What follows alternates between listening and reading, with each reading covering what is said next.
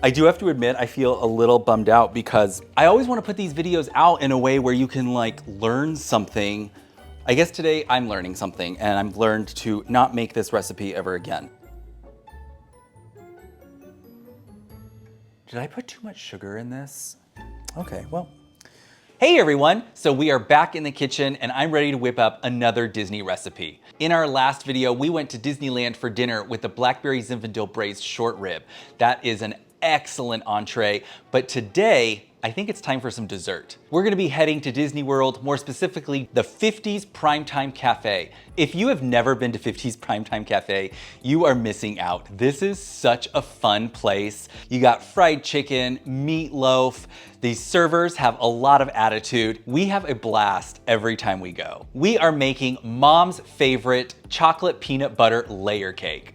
Now this recipe comes from this book here. This is Delicious Disney Sweet Treats, again by Pam Brandon and the Disney Chefs. I gotta show you what this cake looks like. As you can see, we've got 4 layers of chocolate cake. So we're gonna be baking this cake in 2 cake pans and splitting them up. Now I do have to admit, I've never had this cake before. I am a huge fan of the peanut butter and jelly milkshake, so that's usually my dessert, but I thought this cake looked great. It says, a mainstay on the menu at 50's Primetime Cafe, this heavenly match of chocolate and peanut butter is a satisfying throwback to the 1950s. The special and slightly unusual ingredient in the frosting is fudge ice cream topping. I am very excited for this one. Let's get started. The first thing we're gonna do is we are going to preheat our oven to 325 degrees, and then we are going to grease and flour 2 9-inch round cake pans. I'm gonna be using these 2 pans here, but instead of greasing it, I'm actually going to butter it, and I'm gonna show you a little trick that I know. I learned this trick from Martha Stewart, so I'm gonna take some parchment paper, and I'm going to trace my cake pan. Okay, with my marks, I'm going to cut out this piece of parchment paper. As you can see, our parchment round will now fit perfectly inside of our cake pan. Repeat for the second pan, and voila, we have our second parchment round ready to go. I will take my parchment rounds and put them off to the side for a second, and I'm gonna take some softened butter and start buttering my cake pans. With my cake pan nice and buttered, I will then take my parchment paper, put that in there, and repeat. So yes, you will actually butter the bottom of your cake pan as well as the parchment round. Looks great, so let's do this for our second pan. Now let's take some flour and we're going to flour the pan, and I'm gonna sift it so I don't have any big clumps. And you just kind of shake it around, try to move so you can see it. You want to get it all nicely, evenly coated. That looks great. I'm actually going to take this excess and dump it into the second pan. And as you can see, we have a very nicely buttered and floured cake pan. Now, because this is a chocolate cake, instead of flour, you could use unsweetened cocoa powder to do this as well, to prepare your pan. I'm following the directions and it says flour, so that's what I'm gonna do here. But yes, normally I would do this with the unsweetened cocoa powder. With our cake pans ready to go, we're gonna set those off to the side, and now we can start making our cake. Into the bowl of an electric mixer, I'm going to sift 2 cups of all-purpose flour, 1 teaspoon baking powder, 2 teaspoons baking soda, and 1/2 teaspoon of salt. And to that, we're gonna sift 3/4 of a cup of unsweetened cocoa powder. Sometimes the cocoa powder can be pretty lumpy, so I'm gonna use a spoon to kind of work this in. And then lastly, we're gonna add 2 cups of sugar. Let's give this a nice whisk. And now we're ready for our wet ingredients. To our dry ingredients, we are gonna add 1 cup of vegetable oil, 1 cup of milk, and 1 cup of hot coffee. Now, when I'm adding coffee to a chocolate cake, I usually brew a French press. A French press is gonna give me a really delicious, rich cup of coffee. Don't be alarmed with the coffee. It's not gonna make your chocolate cake taste like coffee. In fact, a lot of the times when I make a chocolate cake, I usually add coffee or rich espresso. It really awakens those chocolate notes in your cake, giving it some added depth, some richness. It's gonna be amazing. Placing this on our stand mixer, the recipe doesn't specify exactly, so I'm gonna use my whisk attachment. And we're gonna mix this on medium speed for 2 minutes. Next, we'll add our eggs. This is 2 large eggs, and then 1 teaspoon of really good vanilla extract. We'll beat this for 2 minutes more, and the recipe lets us know that the batter is gonna be very thin. This looks great. So now we are gonna evenly divide this into our prepared cake pans. Sometimes you have to go a little back and forth. Just gonna eyeball this a bit. That looks pretty good to me. We'll take this over to our oven and we're gonna bake this for 25 to 30 minutes or until a toothpick inserted into the center comes out clean. I'm gonna move these over to some baking racks. We're gonna let these cool for about 15 minutes. After 15 minutes, we're gonna flip these out, and with our little parchment paper trick, these things should just fall right out, no problem. A little trick I like to do when flipping my cakes requires a third baking sheet, and what I do is I just take this and flip. I don't really have to do it this time because the pan isn't super hot at this point. But look at that. I don't want it to smush, so I will take this third rack and flip it one more time. And now with our cakes turned out, we can let them cool completely. While the cakes cool, however, we can start looking at our chocolate peanut butter frosting. Now this is gonna require 1 cup of butter softened at room temperature and a cup of creamy peanut butter. Now I am going to be using Jif creamy peanut butter, and I have to say, Jif is not my first choice for peanut butter. I'm more of a natural Laura Scudder's peanut butter type person, but for the 50's primetime diner, I don't know, Jif just seems like the right way to go, right? I think for this, I'm gonna move my cakes back here, and I'll move my stand mixer here because I think it's just gonna be better for everything. You still can't see it. We're gonna make it work. So again, we're gonna take 1 cup of butter that's been softened at room temperature. I soften this usually for about half an hour. I find that to be kind of like the sweet spot. Add that to the bowl, and we'll measure out our peanut butter. 1 cup of creamy peanut butter. Now add this to our butter, and we'll put this on our stand mixer. And for this one, I'm gonna use the beater bar. All right, it says to cream the butter and peanut butter in bowl of an electric mixer for 2 to 3 minutes until fluffy. But it doesn't tell us what speed, so I think we'll just start slow and build from there. All right, after 3 minutes, this is what we're looking at. Looks great, very light in color. So let's now add 1.5 teaspoons of vanilla extract, and then we're gonna beat this for 1 minute more.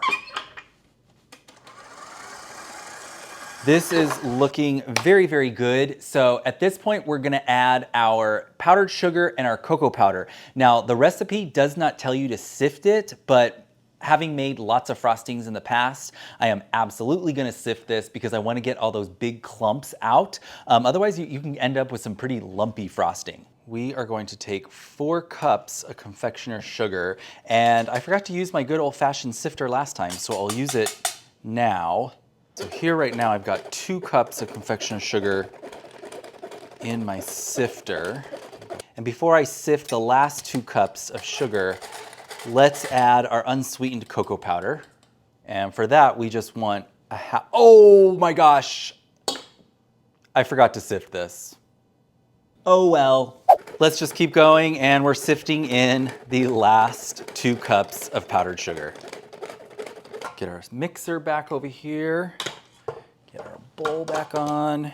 And because this is now very full of sifted ingredients, we're gonna start very, very slow. As you can see, it's beginning to form kind of like a mealy texture.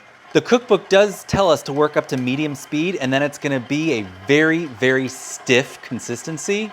After 2 minutes, this is where we are. As you can see, yes, it is very stiff. It's holding its shape and really clinging to the beater bar. So I'm gonna use my spatula and loosen this up a little bit. And once I've done that, I'm going to add my 2 cups of hot fudge ice cream topping. Now I went with this. This is Smucker's hot fudge topping. I actually had quite a few options at the grocery store. I went with these because they look the most 1950s to me. So here's 1 cup and the 2nd cup. And now we're gonna beat this on low for 1 to 2 minutes. Okay. Okay, well, this is fun. This doesn't look good. I don't know what's going on, but it looks really gross. It's very grainy. The only thing, and I don't think it has anything to do with the fact that I forgot to sift the cocoa powder. I have to admit, one of the things I was wondering when I was spooning out the hot fudge topping, I was like, man, this is really stiff. And you can see the instructions. You're actually supposed to heat this up before pouring on your ice cream, obviously. I wonder if I should have heated this up and then added it, because this is just really nasty. Yeah, I don't think, I'm trying to see if I can spread it, like if I kind of smooth it out with a spatula. No, this looks awful. This just is like, I mean, yeah, it looks really bad. It's almost like it's separated. Did I put too much sugar in this? All right, well, you know what? Not everything has to be perfect. Not every cooking show is Food Network quality. I'm gonna look back at my footage and see if I put too much sugar in. Before I do that though, I am going to see if I can just, I don't know. It says beat on low speed for 1 to 2 minutes until frosting is smooth and easy to spread. Well, it's grainy and gross looking. Looking at the recipe, one of the things that's interesting is that it says to pour in the fudge ice cream topping. Well, I didn't pour it. I actually just thickly spooned it in there, which makes me think even more I probably should have warmed it up first. Well, we should all get a good chuckle out of this one because once again, I started this video out very arrogant and self-assured, and now I've got frosting that looks more like slop. And you know what? In tasting it also, oh, it's like really clumpy. It doesn't taste overly sweet. So I'm gonna have to check the footage and see if I put too much, I don't know what I did. Okay, so I just got back from looking at the footage. Everything looked okay. I think I added the proper ingredients. I guess the only thing I can think of is that, oh, by the way, also, I'm looking at the recipe and it doesn't even say hot fudge. It just says 2 cups fudge ice cream topping. Should I have gotten like Hershey's or something, like Hershey's chocolate syrup or something? But the fact of the matter is, at the end of the day, once I frost this cake, it has to go into a refrigerator for 8 to 12 hours before serving.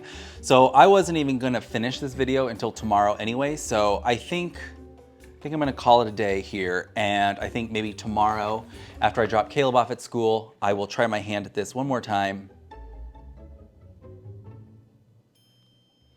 I'll see you tomorrow. All right, it is the next day. I am back in the kitchen because I am not gonna let this recipe get me down, and I'm gonna finish this video. Last night, I posted my situation on Instagram. I heard from so many of you. You guys gave me some really great ideas. Probably too many because I tried all of them on that one round of frosting, and it wound up getting like so hard. It was like taffy. It was pulling away from the sides of the bowl. There was like no way I was gonna be able to spread this on a cake. So I decided to call it. I went ahead and wrapped up my cakes back there, and so I'm giving this another shot. Last night, Steve went to the store and he got us a new style of hot fudge, or rather a new brand. This is the Hershey's hot fudge, and we actually got a natural style peanut butter. This is actually the peanut butter I prefer, so will this make all the difference? I don't know. One of you mentioned that maybe I should add the vanilla at the end. I think I'm gonna do that.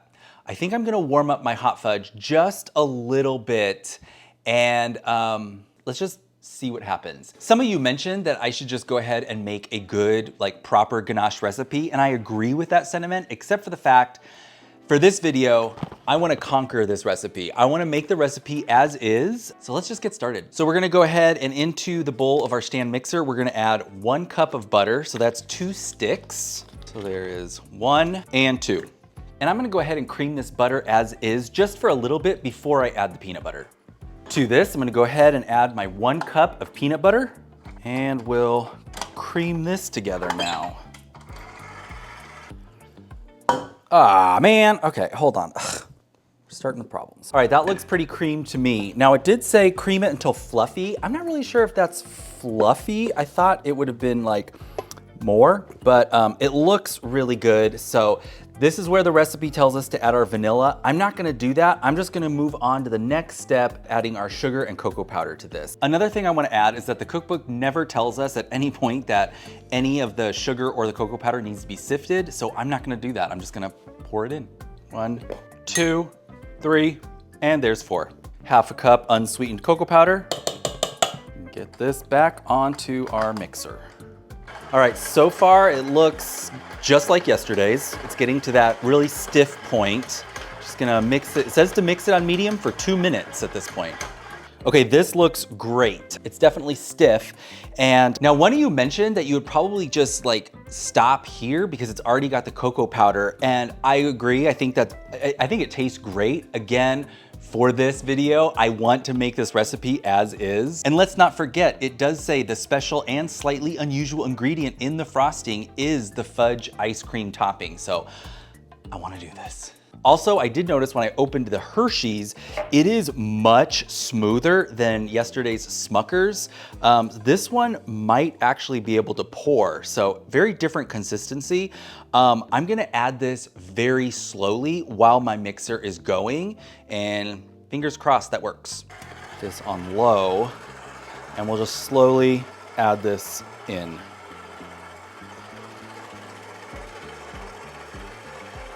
Scrape down these sides real quick. Oh, I forgot to warm it. Don't care, going with it. Okay, so we've got 1 cup of fudge topping in, and I have to admit, it's looking pretty good. It doesn't look like it did yesterday where it was all separated. It does look grainy though.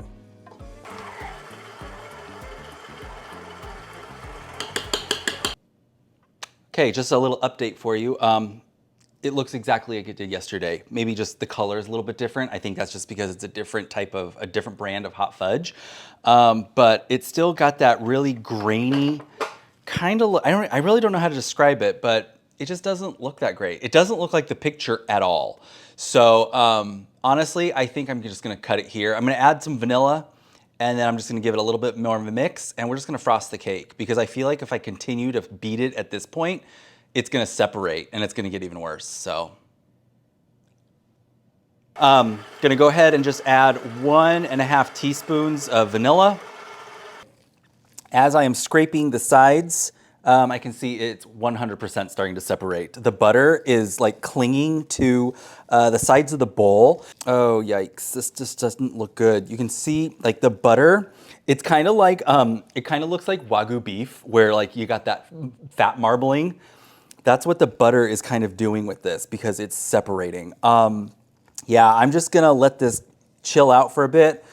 And I'm gonna cut up the cake because we gotta slice the cake up and then let's just frost it and let's just end this video.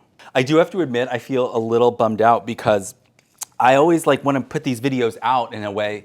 My apron is really bugging me today, sorry guys. I always wanna put these videos out in a way where you can like learn something. I guess today I'm learning something and I've learned to not make this recipe ever again. Okay, so I'm gonna go ahead and clean up the counter and we'll slice our cakes. I'm actually terrible at slicing cakes evenly, so I use this, I use this little device here. So I got my cake here. Let's try to get, oh man, I'm not gonna be able to use this because it's, okay, so it turns out my cake is not thick enough to even use the smallest setting on this, so I'm gonna have to do this by hand. So this is gonna get very messy. All right, I have decided to make a different type of video. So I'm gonna have to do this with a serrated, and I'm terrible at this, so bear with me. Oh man. I do wanna say this cake is extremely moist. Like it's just getting all over my fingers. Okay, let's see if that looks okay. Oh yeah, that's wildly uneven. Okay, cool, let's just go with it. Okay, we'll move these two off to the side. Oh, I should have taken the top part off because who cares? Normally when you cut a cake like this, you wanna take this like domed part off so everything's nice and flat, but I figured this recipe and this video is gonna go so into the toilet already, we might as well just, you know, keep it going. I have to say too, also, one of the things that's kind of, I want to make this look presentational. I want to make sure I'm making cuts and stuff so that you guys can see everything, but it's messing with my, oh man, this is, okay. Let's frost the cake.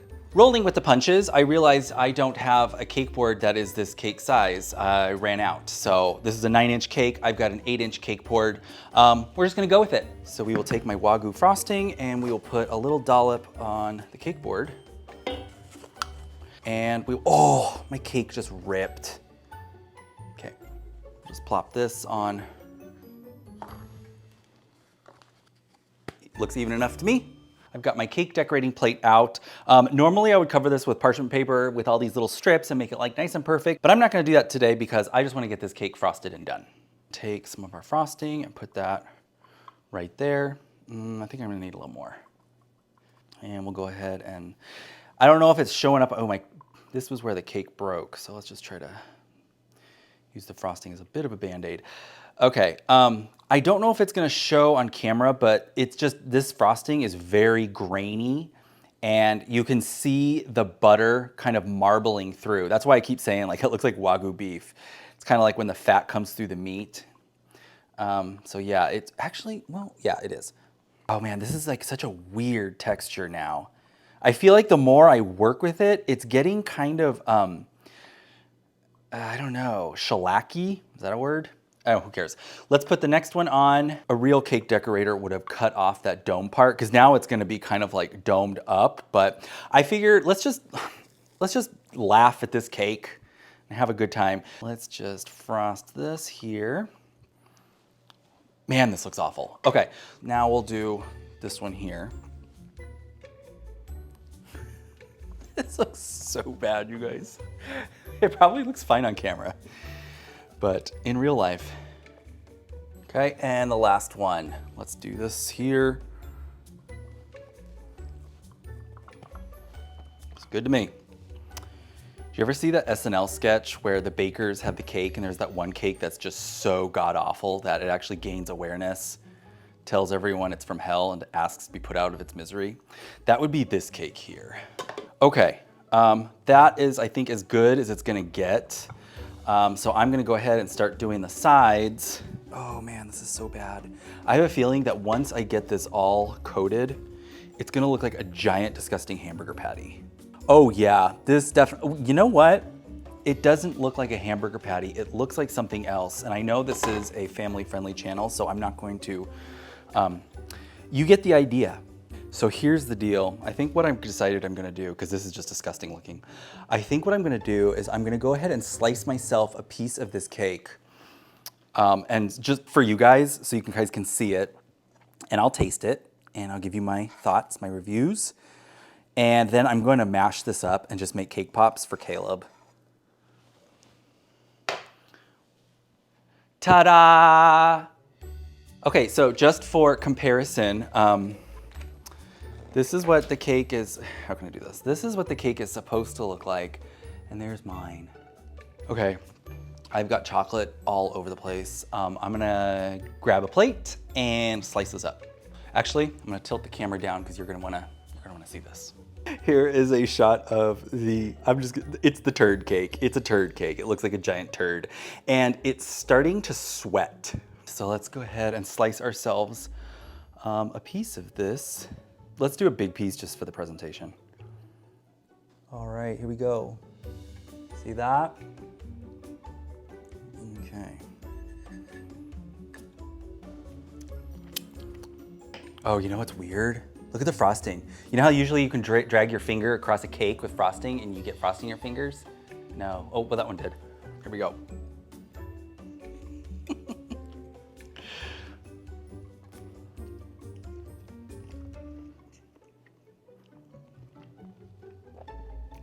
Milk. Okay, it's better.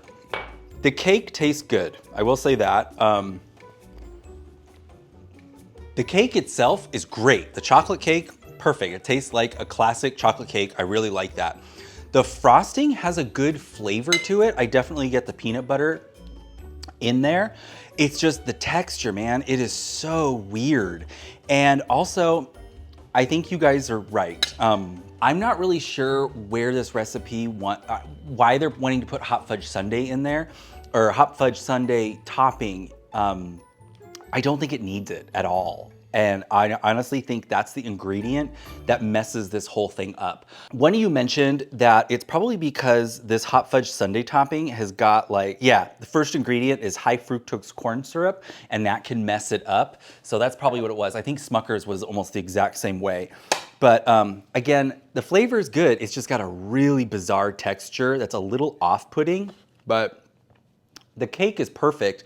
So I would say, if you want a cake like this, go ahead and you make the chocolate cake, because the chocolate cake's fine. But for a frosting, just Google something like a chocolate ganache frosting or a chocolate peanut butter ganache or it probably doesn't even need to be a ganache. It could probably just be a chocolate peanut butter frosting and you'd be great. But I would not kill yourself to try to replicate this recipe as it's written exactly, unless you really know what you're doing. Well, that's gonna do it for me today. I think I've had enough of this cake. Let me know in the comments down below if you've made this and you've had success, or after watching this video, you're gonna try your hand on it and you're gonna do better than me, because I wanna know. If you like this video, please give me a thumbs up. Don't forget to subscribe. And from our magic family to yours, enjoy.